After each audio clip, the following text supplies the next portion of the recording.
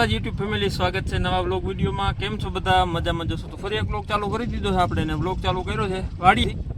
અને આપણે માંડવી પણ તમને બધાને ખબર છે, માંડવી ગઈ છે એ પછી આપણે અડદ વાવ્યા હતા, અને અડદ ફેલ થઈ ગયા હતા વરસાદના કારણે। એકદમ વરસાદનું વાતાવરણ, વરસાદ પણ હતો એટલો, ને ભેજવાળું વાતાવરણ સતત એટલું ને એટલું હતું, એટલા માટે અડદ ન થયા। એટલે આપણે સવડા મારીને ખેતર તૈયાર કરી, અને હવે આજ છે તારીખ 13, અને આજે ઘઉંનું વાવેતર ચાલુ કર્યું છે।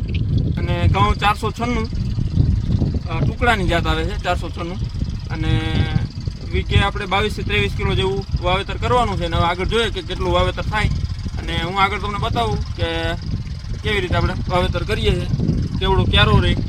અને ખાંગળ બહુ વધારે છે, સવડા માર્યા હતા ને એટલે બહુ એકદમ ઢેફા થઈ ગયા છે, એ બધું હું તમને આગળ વિડીયોમાં બતાવું, તો વિડીયોમાં જોડાયેલા રહેજો। જો આ ગાંગળ એવડી થઈ ગઈ, એના હિસાબે પારા ફૂટવાનું કરશે, એટલે આપણે પારા થોડાક જાડા રખાવીએ અત્યારે। વાવેતર ચાલુ થઈ ગયું આપણે, ને વીઘો એક જેવું વવાઈ ગયું છે।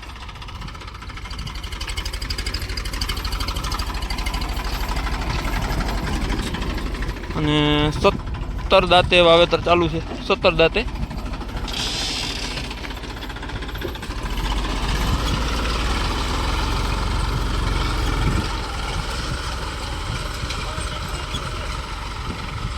અને આવડો ક્યારો રહે છે 17 દાંતે।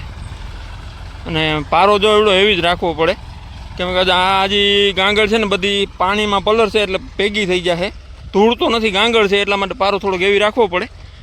અને 17 દાંતે વાવેતર થાય છે। ગુજરાત બીજ નિગમના ઘઉં છે 496, અને એના ભેગું આપણે ખાતર નાખીએ છીએ અત્યારે ભારત NPK 16-16-16, અને બીજું છે બોરોન ઝિંક, બે મિક્સ કરી અને આપણે આપણા ખેતરમાં આપીએ છીએ। એ પણ કેટલું આપશે, એ કેટલું ખેતરમાં જાય, આપણે 2 થેલી NPKની છે અને 1 થેલી બોરોન ઝિંકની છે, એને બેનું મિક્સ કરી અને નાખવાનું છે। એટલું ખાતર આપણે વાવવાનું છે આખા ખેતરમાં। જો તમે સામે આપણે ઝીંજવો છે ત્યાં સુધી આપણે વાવેતર કરવાનું છે।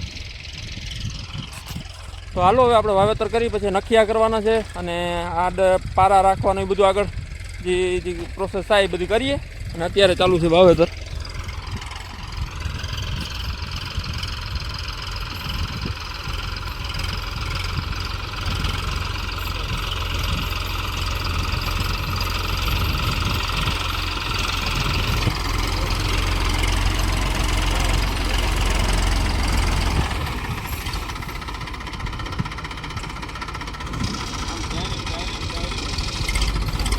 ટ્રેક્ટર અને ટાયર ફરવા માંડે, ઓયણી મૂકે એટલે, કેમ કે ગાંગળ છે, સવડા મારેલું છે, બે ભેગું થાય, અને પાણી પણ એટલું જ રોકશે।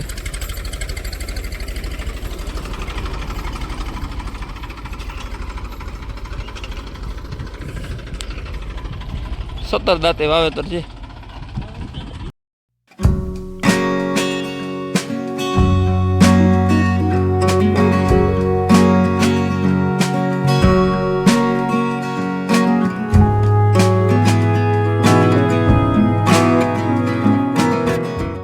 બે પારા વચ્ચેનું અંતર 6.5 ફૂટ જેવું થાય છે, એટલે પારાની ટોચ ઉપરનું, મતલબ કે 6.5 ફૂટનો ક્યારો થાય। અને આજે ઘઉં વવાઈ જાય ને હવે ઘઉંમાં જો કંઈ ન થાય, ઘઉંમાં તો લગભગ ન વાંધો આવે, આજે ઘઉંનું વાવેતર થઈ જાય સક્સેસફુલી, એટલે સારું। જો આટલું વાવેતર થઈ ગયું છે, અને આટલું બાકી છે હજી ઓયડી સુધીનું। હાલો હવે આપણે ધીરે ધીરે વાવેતર કરી લઈએ। જો આપણે ઘઉંનું વાવેતર ચાલુ છે, એમાં જે આપણે પાણી આવે ને આ બાજુથી, આ જો નીક છે એ બાજુનો પહેલાં બધા આપણે નખિયા બાંધવા પડે। જો આવી રીતે આખા પારા કરવા પડે અડધેથી, જે આવી રીતે કટકો હોય વાવી દે, 2 વખત વાવી ગયા। હવે અહીંથી પાછા આપણે સીધી લાઈન કરવાની, જાની જેમ, એટલું આપણે કરવું જોઈએ હવે એટલું। ચાલો એ કરી લઈએ ધીરે ધીરે। ને ઢેફા છે બહુ, એટલે ખેંચવાની બહુ ફીણા આવી જાય છે હવે ખેંચવામાં, ઢેફા છે, કપારીમાં કંઈ આવતું જ નથી ઢેફા સિવાય। જો આ કેવડા ઢેફા છે। હાલો ધીરે ધીરે કરીએ। હાલો તો આપણે અડધા ખેતર ઉપર વાવેતર થવા આવ્યું છે, અડધું ખેતર થવા આવ્યું છે, અને પારા ખપારીએ ખેંચવા બહુ અઘરા પડે છે, ઢેફા જ છે, ઢેફા ખેંચીને મરી ગયા, એટલે થોડાક અડધામાં હેઠા મેં સમ દીધી હતી એ એટલા ખેંચી લીધા હતા, ટૂંકમાં ખેંચી લીધા ને એટલા ત્યાં રેડી થઈ ગયા. હવે પાછું ખાતર બાતર પાછું ભેગું કરવાનું છે, મિક્સ કરવાનું છે. બે છે આપણે NPK ને બોરોન ઝિંક બે મિક્સ કરી અને ભેગું કરી લઈએ. હવે આટલું પૂગ્યા છે, હવે એટલું બાકી રહ્યું. અહીં સુધી વાવેતર થઈ ગયું અને ઉપર થોડાક આપણે જે પાણી કાલ ચાલુ કરવાનું છે ને એટલે એક વીઘા ઉપરના નખિયા આપણે કર્યા છે, પણ બહુ અઘરું છે ખેંચવા આમ, કેમ કે આ વખતે ગદડ જ એટલો કરી નાખ્યો આપણે ચોમાસે. અને ધીરે ધીરે વાવેતર કરીએ ને આપણે બોરોન ઝિંકને બે મિક્સ કરી દઈએ.